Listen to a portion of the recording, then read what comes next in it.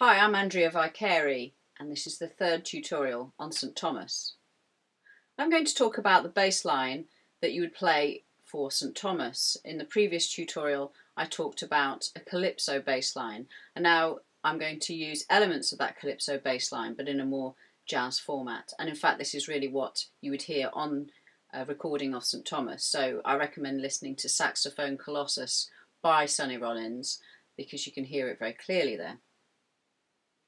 So a sample bass line would sound like this. So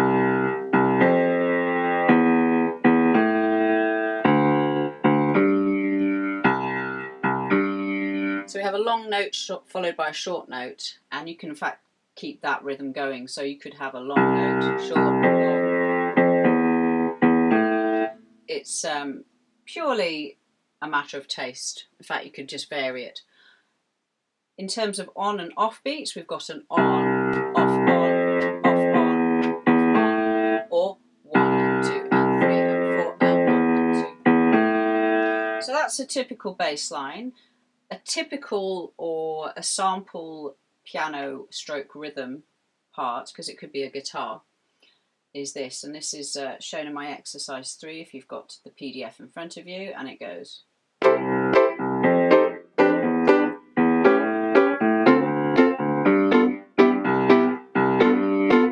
And again, the rhythm part, the piano part, is a series of on and off beats. So I'll endeavour to tap my leg, play the chords, and tell you which is on and off. Okay. On, off. I'll start that again. On, off, off, off. On, off, off, on. It's quite difficult to tap, say the whether it's on or off the beat, and play the chords, but I think you get the idea. So it's a combination of on and off beats. Okay, I'll just play that again, counting the rhythm. 1, 2, 3, 4. 1, 2, 3, 4. So you get an idea there of the groove. Just to talk about the end of the bar, so the and of 4. Generally, it's good to think of it as an anticipation of the next bar. And if I didn't do that, if I carried on the harmony from the first bar, it would sound a bit odd. So at the moment I'm going C, F7 or F13, and the E minor chord is, I'm catching the voicing in the right hand just at the end, so you get this effect. So the piano is anticipating, and that makes it, that offbeat makes it quite exciting.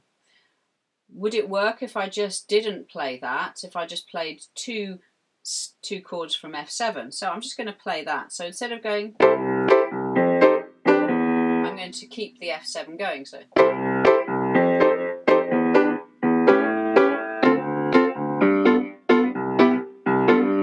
in that version I kept the same chord within the same bar. Yes, it does work, but to me it feels like we're delaying the next chord rather, and the anticipation seems to be correct to me, whereas not anticipating that chord feels like we're deliberately delaying it. That's just a personal opinion, but I think you'll find that most ands of 4 are anticipations of the next bar. The drum beat there is just a sample drum beat. I'm not going to play it for you, but if you play drums you could have a look and have a go at that. And then I've put in the Max Roach groove, which is slightly different. Around this time there were lots of recordings that used different grooves, Calypso, Latin and stuff. And I'm thinking also of people like Horace Silver, who recorded a lot of jazz tunes but with different influences from different countries. But essentially there was a really strong jazz feel in all of these grooves. So although they kind of hint at Calypso or hint at Latin, there's still an underlying sort of swing feel. And I think that's what happens in this groove that Max Roach plays. And in fact they eventually do go into swing, into the final part of, after the, in the solos, sorry. So this is how it sounds. And